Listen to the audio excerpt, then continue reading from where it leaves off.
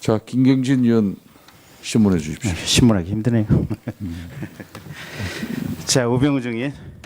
그 김기춘 실장이 이제 증인께 이렇게 대통령이 뜻이니까 한번 면담해 봐라 해서 지금 면담을 했다는 거 아닙니까? 네. 최초에. 그럼 대통령께 우병우 증인을 소개하거나 얘기를 한 사람은 누굴까요? 대통령께서는 여러 경로로 추천을 받을 거라 생각을 합니다. 제가 알 수 있는 부분은 아닙니다. 최순실 씨 아닐까요?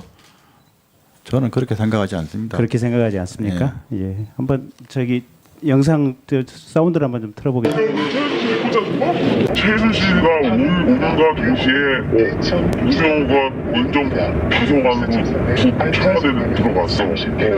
기자회견이. 그래서 최순실이가 나는 여기 기억만 하면 소품 먹는 기분이 소품 먹는 거야. 민정수석으로 올라간 거야. 이거 성명 그거야. 그 병원 불림인가 봐. 김영재 선녀니까 부자가 업체는 사장이거든. 실 만드는 회사. 이 최순실은 이영희로 왔거든. 컴퓨터에 인형샷의 이름을 딴 이름을 넣으니까 그 최순실 이름이 이영희로 들어갔는데 그런가 이 최순실 거 다 맞고 애들끼리는 완전 상하 관계겠지.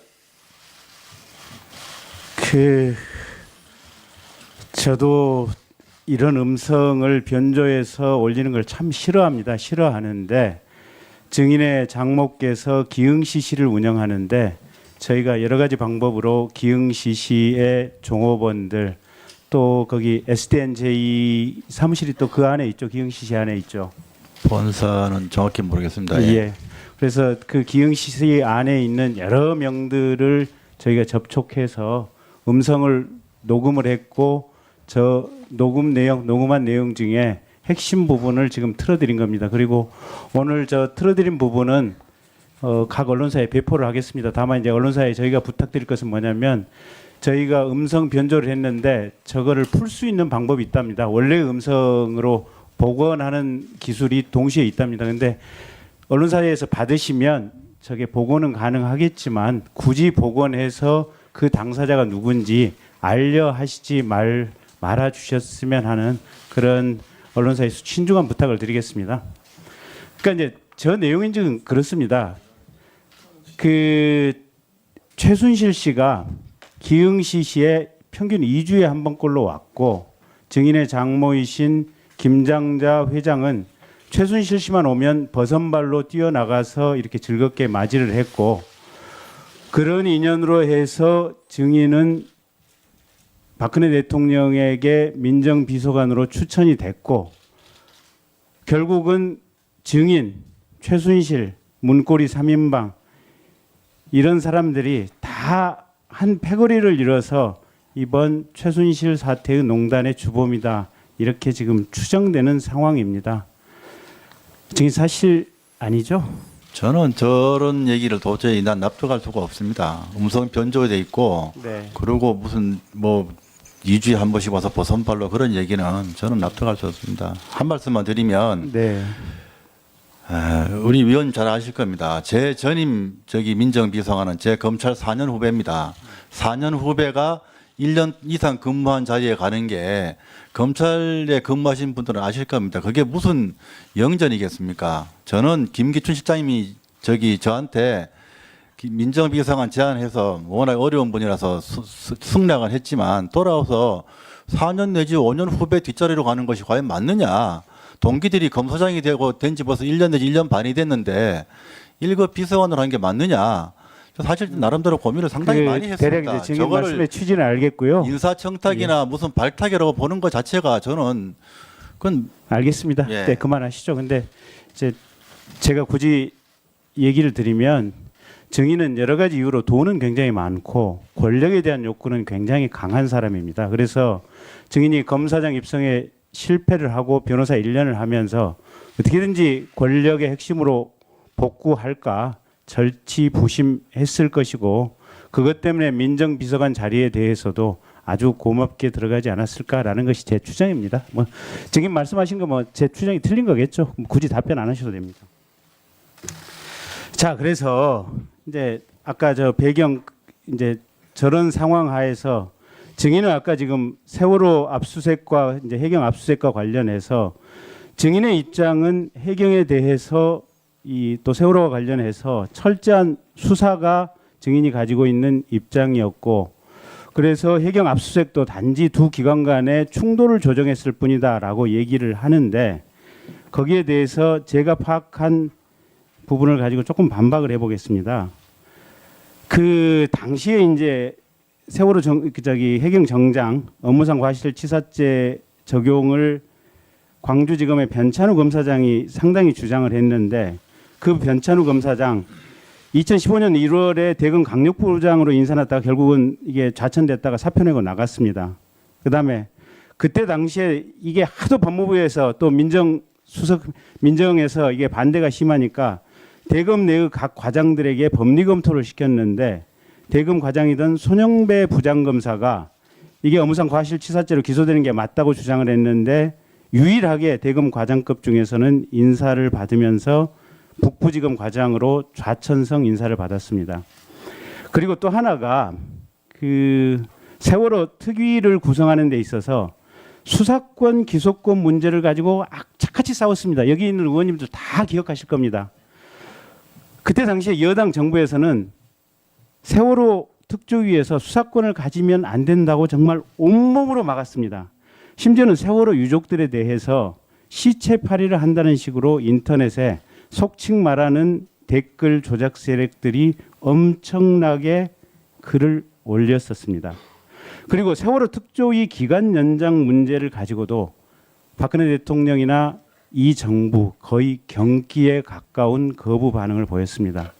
그런 배경 상황을 가지고 유추를 해본다면 아까 증인이 말씀하신 두 기관 간의 조정 또는 압수수색 영장을 새롭게 받아라 라는 얘기만 했다고 하는 부분, 물론 그 얘기를 하는 것도 법 위반이고 부적절하고 판단하지만 그랬다고 하는 증인의 주장은 거짓말로 판단이 됩니다. 증인 한 번. 네, 사실입니다. 아까 다 설명드린 그대로입니다. 예. 예, 김경진 의원 수고했습니다. 자, 정해전에 자료 제출 요청 위원 안민석 의원 발언권 드리겠습니다. 안민석 의원입니다.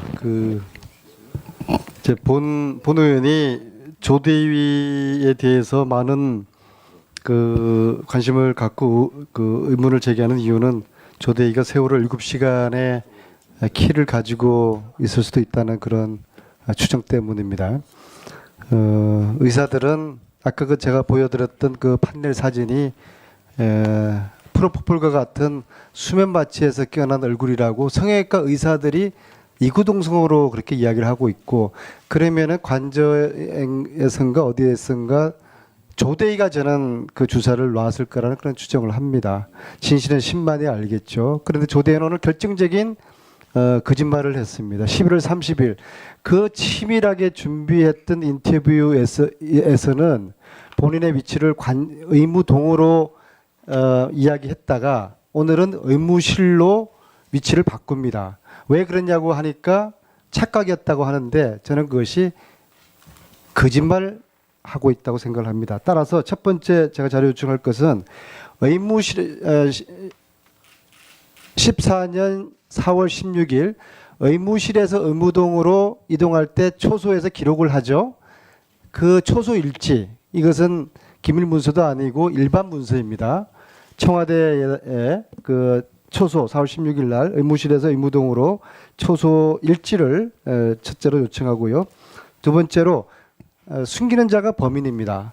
11월 한 달 동안 이 게이트가 한참 끌어오를 때 한 달 동안 조대위 곁에 있었던 한국 남자 청년 장교 신분을 못 밝히겠다고 했는데, 이것은 저희 위원회 이름으로 국방부에서 누가 언제부터 언제까지 왜 거기를 갔는지 자료 요청을 부탁을 하고, 이 한국 청년 장교가 저는 조대위의 인터뷰도 기획을 하고 도와줬을 거라고 봅니다. 네. 세 번째, 마지막으로 지난 1월 날 인천공항에 조대위가 도착했을 때는 기무사 직원들, 요원들이 대기를 하고 있었고, 이것은 인천공항의 내부 직원들, 내부자들의 이것은 제보입니다.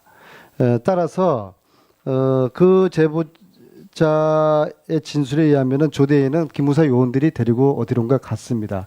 자, 세 번째 자료 요청하겠습니다. 조대희가 도착한 일요일 날 저녁부터 일, 월, 화, 수 어제 수요일까지 4일 동안에 조대희의 그 일정 시간대별로 또 잠은 어디서 잤는지 본인이 쉬는 시간에 작성을 해서 제출해 주길 바랍니다. 세 번째 거는 쉬는 시간에 작성을 해 줄 수 있을 겁니다. 그렇죠? 예, 자, 네, 자, 그렇습니다. 첫 번째 거는 그건 청와대에서 자. 할 거니까. 안민석 의원 자료 제출 요청에 청와대와 또 국방부를 통해서 당위원회에서 요청할 부분은 조치를 취하도록 하겠습니다. 세 번째 사항은 조혁 정인께서 정해 시간 동안에 작성해서 위원장에게 제출해 주시길 바라겠습니다. 예, 그렇게 하시겠습니까? 예, 다음은 자 우리 박영선 의원 어서 진행 발언입니까? 예, 아까 제가 그 긴급 제안 드린 재척 사유와 관련돼서 국정조사에 관한 법률 그것이 어떻게 됐는지 위원장님 좀 설명 듣고 싶고요. 그 다음에 또 하나는 이 조여옥 대위가 태반 주사를 청와대의 다른 직원들한테도 놨다고 얘기를 아까 했어요. 그런데 의무실장은 그거 대통령 이외에 맞은 사람이 없다라고 와서 증언을 했거든요. 이 증언이 서로 엇갈려요. 그러면 놨으면 누구한테 놨는지 이거에 대한 자료는 내야 될 것 같습니다. 예. 자 조혁 정인 그 부분은 청와대 의무실을 통해서 아마 자료가 나와야 될 것 같은데 그렇게 생각하십니까?